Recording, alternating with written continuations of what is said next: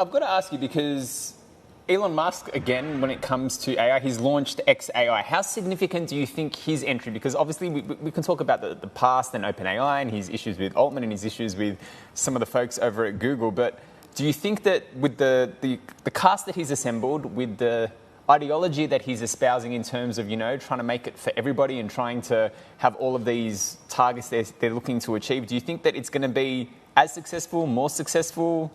And can it catch up fast enough if it's not just, about Dojo and it's about this specific own little entity?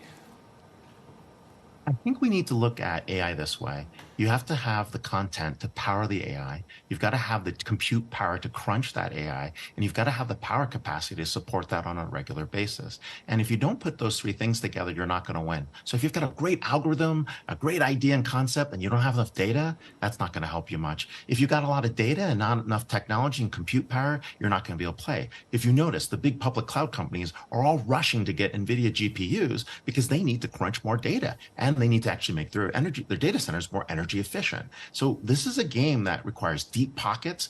Elon has deep pockets, so he has a shot at this game. Apple has deep pockets, and they've got a lot of data, right? Meta has a lot of data. Google has a ton of data and deep pockets. Same thing with Microsoft, has a lot of data and deep pockets, and it's also the interactions and the network effects of that data. So that's who the winners are going to be at this moment. And then, of course, there's the layer of other companies that are building on top of those capabilities.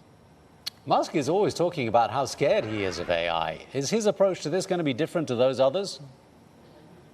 It appears that it's going to be different. It's going to have a lot more safeguards. It's going to be built around the individual and in terms of the protection. So if you think about technologies, there's different ways to look at it. When we started out, there were these persuasive technologies that cause people to spend more time on something. Then technologies got a little bit smarter and they become a bit more consensual, right? They check for your permission.